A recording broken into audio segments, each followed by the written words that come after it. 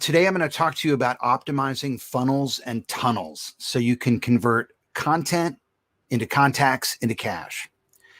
Content marketing, search engine optimization, and social media are really all just pieces of a bigger puzzle. And I'm going to explain together today how they fit together so that you can generate leads and revenue faster.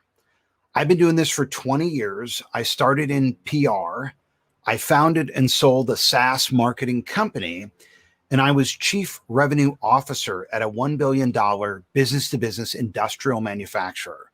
So my approach has been road tested and refined. And at the end of my talk today, I'm going to tell you how to download this presentation and get a free copy of my new book, The Digital Pivot: Secrets of Online Marketing. So be sure to stick around till the very end so you can find out how to get a free copy of my book, which is already an Amazon bestseller. So if your digital strategy is working already, you don't need to hear what I'm going to tell you today. You're dismissed. Have a great day. But if you're looking for a strategic framework for accelerating the growth of a digital business or a way to increase conversion rates, that's what I'm going to talk about today. So you don't have to be a screenwriter to produce a movie, and you don't have to be an architect to build a house, and you don't need to be an engineer to oversee or manage a digital pivot. But you do need to understand how to sequence the events and specialties involved, because like producing a movie or building a house, there's a logical order to digital marketing. So I'm in LA, the entertainment capital of the world. And, the motion picture production process starts with a script. Building a house starts with architectural plans. And a digital pivot starts with a website, because content marketing is really a waste of time if you don't have a way to convert traffic from organic search into revenue.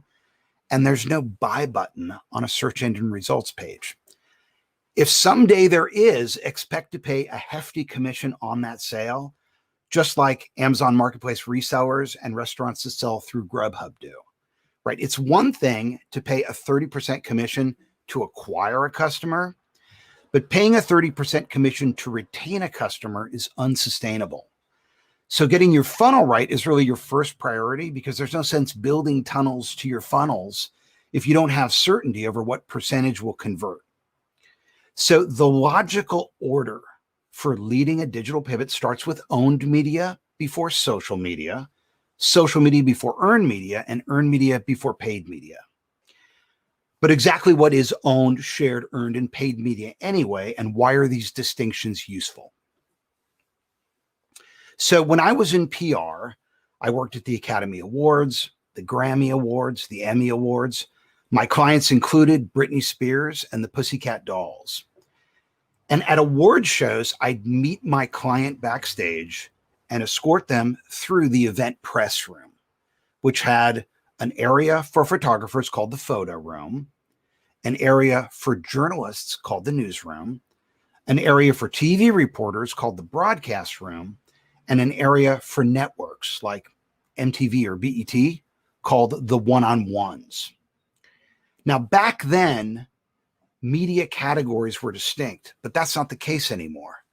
News media outlets move content in a variety of formats these days, right? Everyone does every media format. Networks like MTV have TV shows, websites, podcasts, and social media accounts. So organizing media by format is no longer useful. Instead, today, we organize by media channels, because the media formats have converged, and what's left is owned, shared, earned, and paid media. So let's break them down, because the order in which you implement them is critical to your success or failure. The foundation of my digital marketing pyramid is owned media. Now, owned media is media you own, usually your website, but it could be a custom mobile app too. And getting owned media right involves analytics, interoperable cross-functional tech stacks, which is basically just a bunch of software products that talk to each other, configuring those stacks to automate as many workflow processes as you can, because that's the benefit of integration, and understanding the basics of keyword research, since it informs nearly all aspects of digital marketing. So owned media is the foundation. Next comes shared media. Shared media is media you share on a social network. Initially, you use shared media to prove to potential customers that you're legit. But there's something most people fail to realize. Your audience on shared media is not your audience. It's the social network's audience. And they can take it away like they did to Trump without notice. And there's nothing you can do about it. Now, that doesn't mean you shouldn't use shared media to acquire new customers. It just means you shouldn't rely on social media to retain customers. Think of social media as a tunnel for driving traffic to your funnel. Next comes earned media, which is media about you on a credible third-party website that your potential customers see as influential. Earned media is guest blogging, link building, digital PR, and it has the greatest potential to drive conversions because people believe what other people say about you more than what you say about yourself. So referral traffic tends to convert at a higher rate, and content about you published on someone else's website is seen as a third-party endorsement, even if it's a guest post you wrote, because publishing your content is an implied endorsement of your message.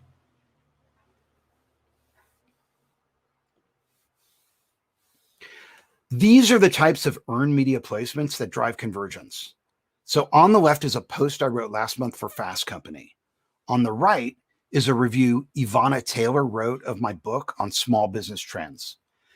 These are both sites with professional editors. You can't publish on these domains without their editorial approval. You can't do a link swap. You have to author meaningful articles that offer new ideas and fresh perspectives. You have to lead with thoughts, which is why it's called thought leadership. If you just write a piece that rehashes what everyone knows already, you're not a thought leader, you're a thought repeater, and that won't get you published on Fast Company. I'll just take a moment to share this because, a lot of us are SEOs, and I got to tell you, I get email pitches daily from people who want to write for my blog. Most pitches usually come from a Gmail address that looks like it's made up for the purpose of pitching guest posts. I can never verify the sender. And the posts they try to get me to run are so generic, empty, and worthless. It would actually hurt my reputation if I published them more than it would help. And I'd love to get free content for my blog if it was good. But if I published this type of garbage, it would actually hurt my ability to get published at major sites, because when I pitch Fast Company, they check my blog. And if what they find is vapid, I don't get considered. So I don't get through that consideration stage of the funnel. Earned media is media you earn on a credible third-party website. And the last channel is paid media. Paid media is online advertising, which is media you buy on someone else's website. Once your own media is in order and you're driving traffic organically through social media and referral links, you start to get some certainty over how many of your visitors actually convert into customers. If you take that number, multiply it by the lifetime value of a customer, and then multiply that by your profit margin, you know how much you can afford to spend on advertising because you have some certainty over what kind of returns you can expect to generate. And I think one reason, at least I see so many businesses struggle online when they pivot to digital, is that they implement these media channels out of sequence. You can't frame a house until you pour your foundation, and you can't pour your foundation before you set your drains. And you shouldn't build your social presence, hunt for earned media coverage, or spend money on advertising before your own media foundation is in place. So let's take a closer look at this 4-step digital marketing framework.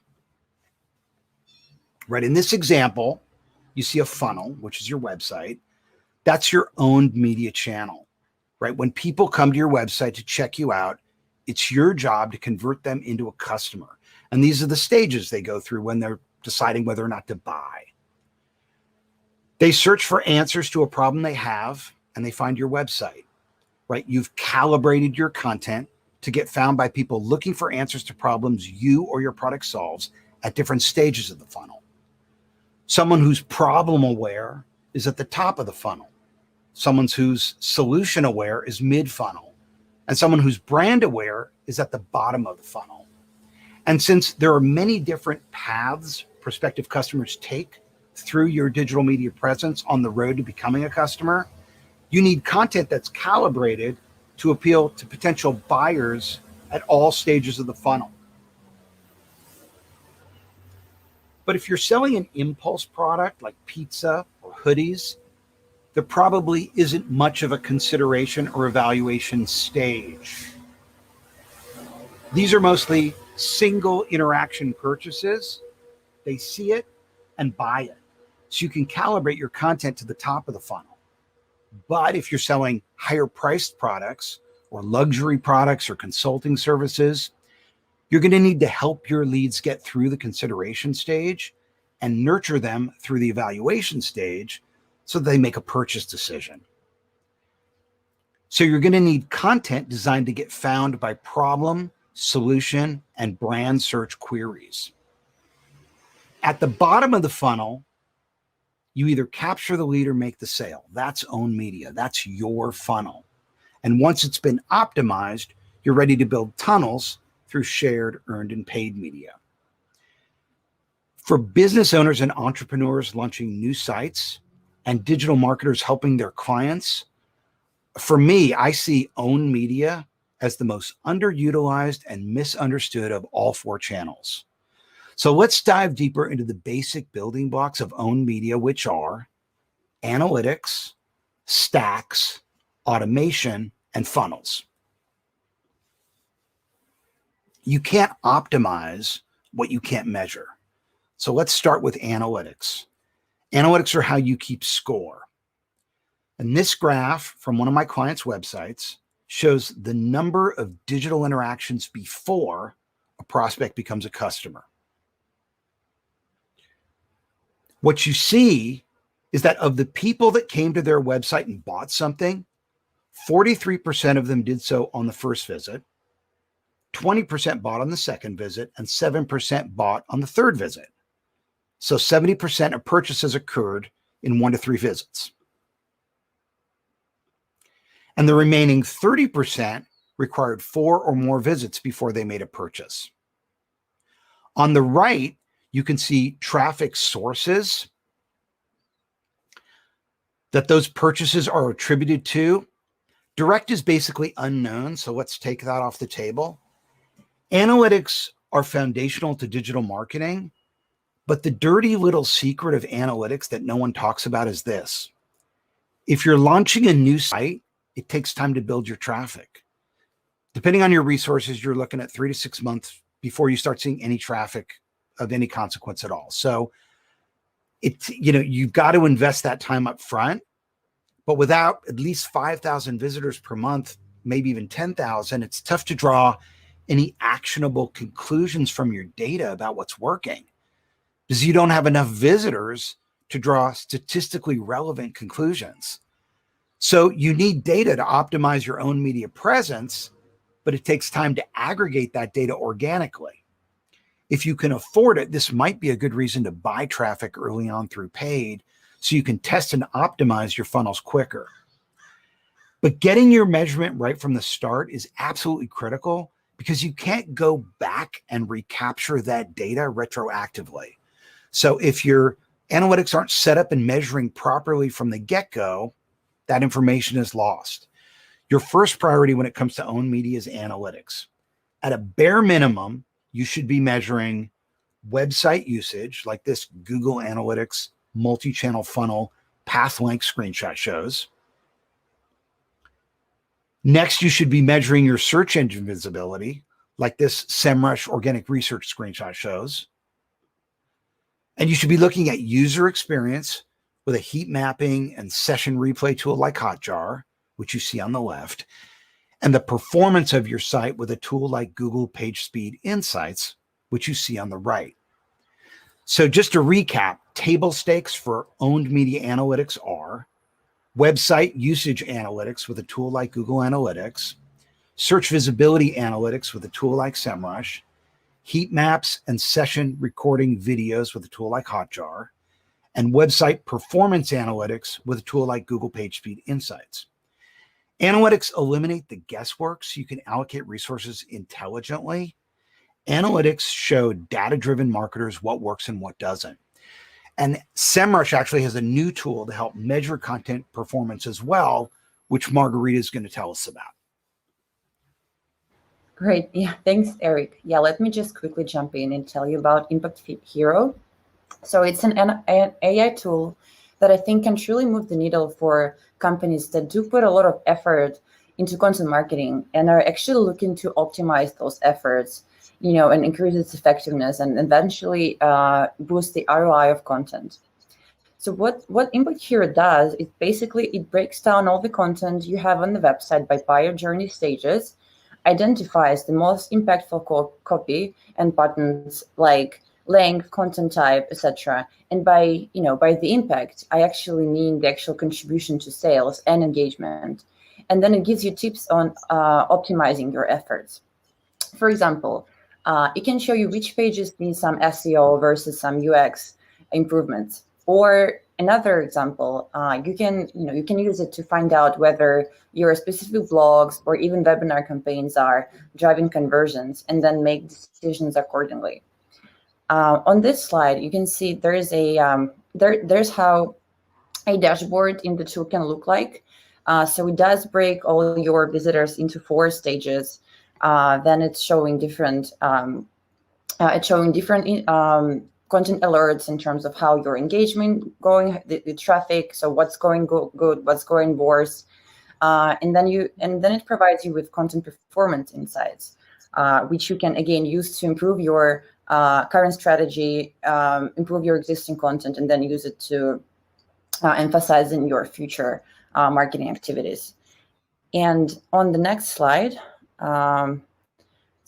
that's just another screenshot from the tool, because it also helps you to identify the most effective traffic sources. And again, it shows you which traffic sources drive conversions, meaning those channels that probably need your input, more investment, or vice versa. And I just feel like this is something that could really become a game changer for those content marketing focused companies, as it really does add the data and analytics to the entire workflow. Well, Eric, over to you. So thanks, Margarita. I appreciate that. It looks like a killer tool. I can't wait to try it. Paul DePodesta is a data-driven Major League Baseball team manager. And he's the guy who used performance data instead of traditional scouting and player observation to decide which players to draft for his team. And he's the guy who inspired the movie and the book Moneyball. And I spoke to him for my book, and he told me 3 things he did differently, which led to his success. First, he left his gut out of it. He put average salary all around players before superstars. He played the averages rather than the outliers. Second, he realized that confirmation bias is a data-driven marketer's worst enemy. So only 3% of men are 6'2" or taller, but 30% of CEOs are 6'2" or taller. That's confirmation bias, because your height doesn't qualify you to be a CEO. DePodesta based his decisions on performance data rather than irrelevant metrics.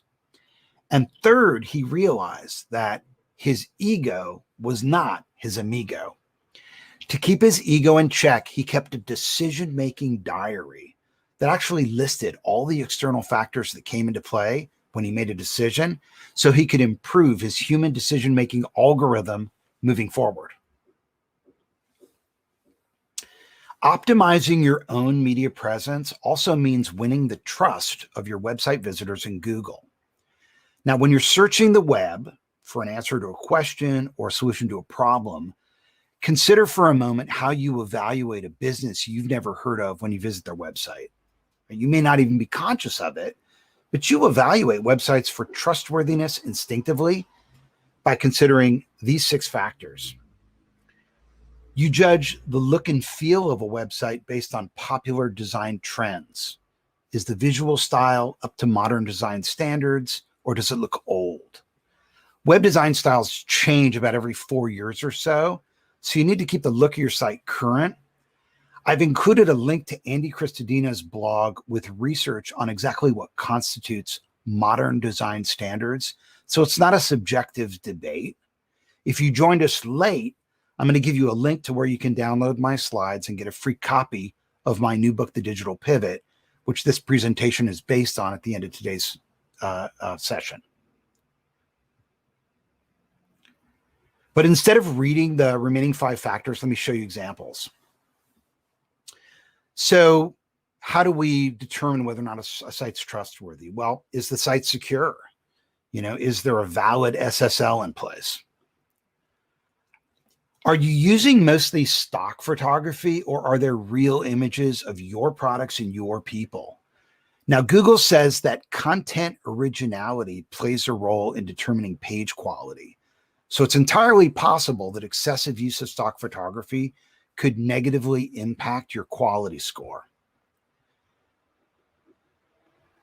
Now, since Google determines page quality partially based on expertise, authoritativeness, and trustworthiness, build out your bio pages so they have the same kind of detailed information that's on your LinkedIn profile. Include your academic degrees, professional credentials, any published works, industry awards, and really any other third-party achievements that qualify you as an expert in your field. For WordPress users, SEO your bio pages in WordPress by adding schema with Yoast's FAQ block. That way you can win the trust of site visitors with facts instead of flourish, and Google by giving them schema they can index. And this module is pre-built and ready to go, and using it in your bio pages is an easy way to make your site more trusted in the eyes of visitors and Google. If you sell to other businesses instead of consumers, another way to win trust is with client testimonials and logos. If you're a WordPress user for testimonials, I like the Beaver Builder module called UABB Testimonials, and I've experimented with all of them. UABB stands for Ultimate Add-ons for Beaver Builder, and it's basically a collection of drag and drop modules that you can use to build custom pages without writing code, which is important because you can't increase the payout if you can't tweak the layout. And for client logos, I use PowerPack Grid and Carousel module. Both of these modules are pre-built to help you win the trust of your website visitors. If you're selling to consumers, the equivalent of this would be star ratings and customer reviews. All these factors combined determine the trustworthiness of your website by prospective customers and Google, right? These are the factors visitors consider when they're deciding whether or not to do business with you, and whether or not you're going to move them from the awareness stage to the evaluation stage of your funnel. So clearing the consideration hurdle is really all about winning trust. So a lot of small businesses trying to figure out digital, launch a website, become disappointed that it doesn't generate business, and they can't figure out why. And they spend all this money getting a website up and it doesn't work. But just as a facade on the backlot of a movie studio is not a building, a website is not a funnel. And this is a picture of a movie studio backlot. These are actually not real buildings. They're just facades. They have no interiors.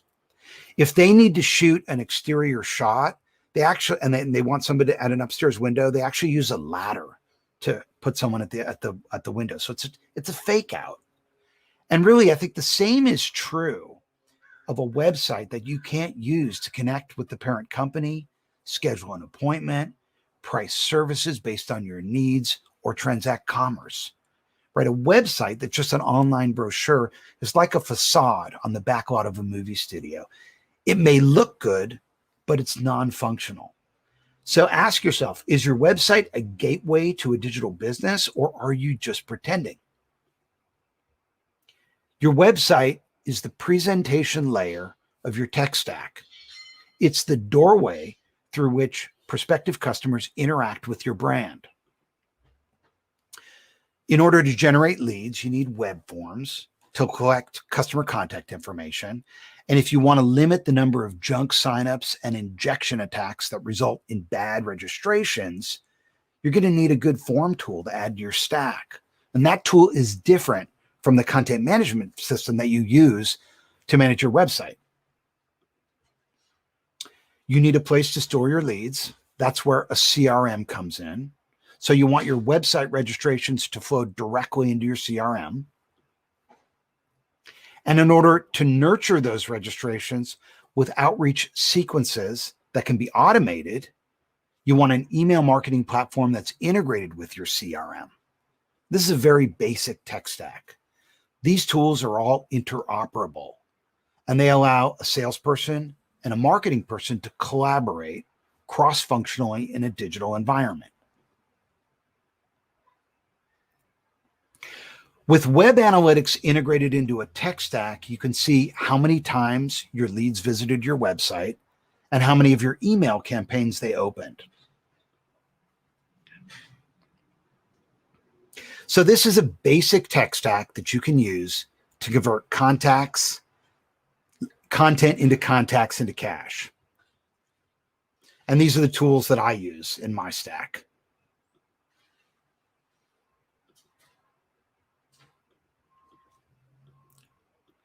And of course, if you want to build something out a little bit more robust, you can add pop-ups, live chat, e-commerce, social widgets.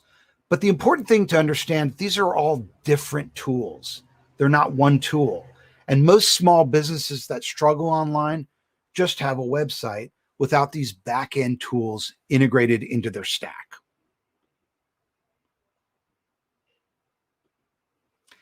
Tunnels are how you get people to your site.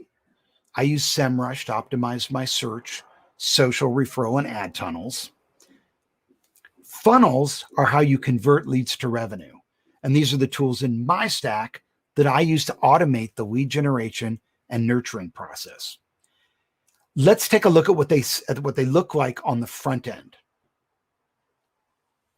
So in this screenshot, item number 1 is the top screen banner that says free digital marketing webinar.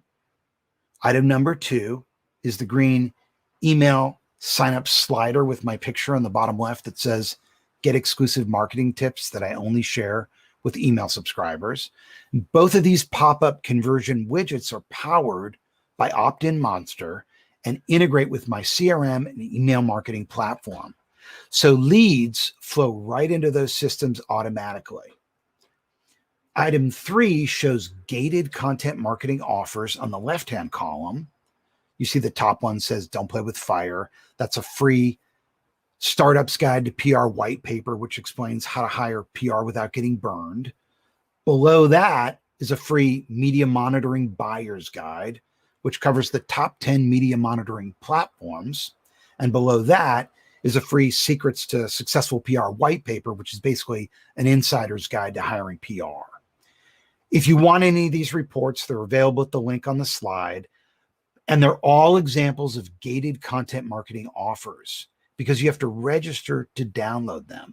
And if you want to be notified of the reports, you use a good email address.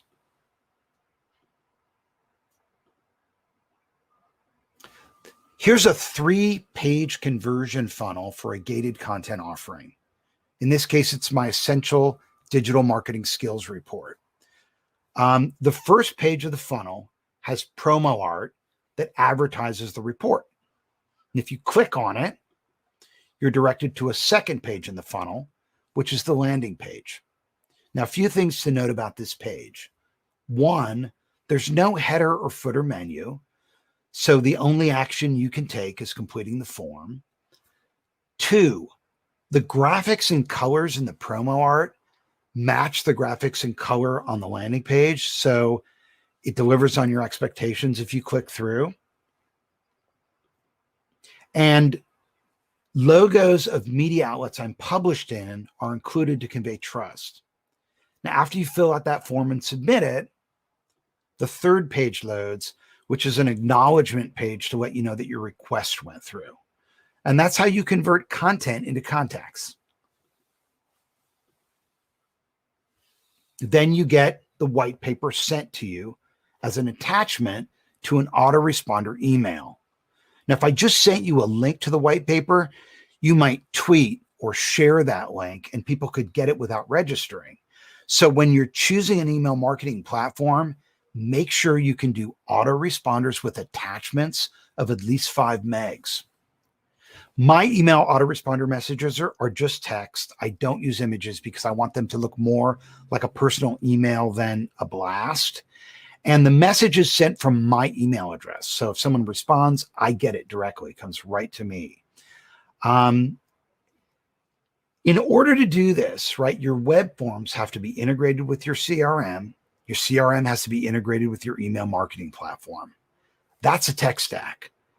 Different solutions that are integrated with each other and have been set up to automate simple business processes like delivering a white paper download.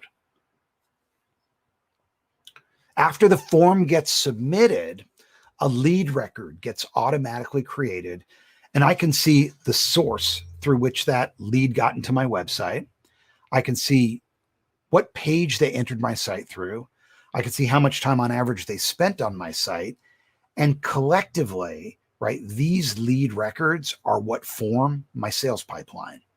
And I can create automated workflows in my CRM to remarket and nurture these leads to help them move through the evaluation stage to a purchase decision and convert the contact into cash.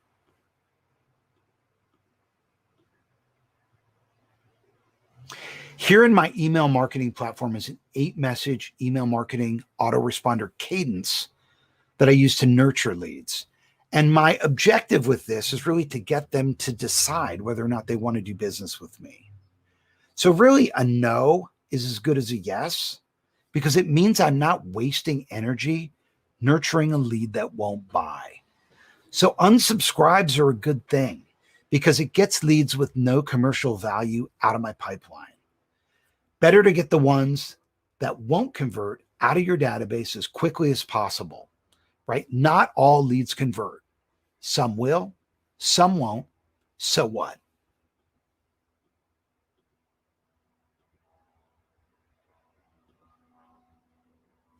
If your CRM is integrated with your funnels and tunnels, you can build a sales pipeline that collects data about which emails someone opened and clicked, what pages they visited and how long they stayed, what social media they engaged with, and any live chat sessions. And you can actually score your leads based on all this activity and easily see who your most engaged prospects are. So here, I'm scoring the propensity of my contacts to convert based on the number of interactions they've had with me. And this is really the value of an integrated tech stack, right? The ability to collect all digital actions that occur, whether through the website, email, or social, on my lead records, which makes it easy to separate the warm from the cold leads. And that's how you nurture contacts and turn them into cash.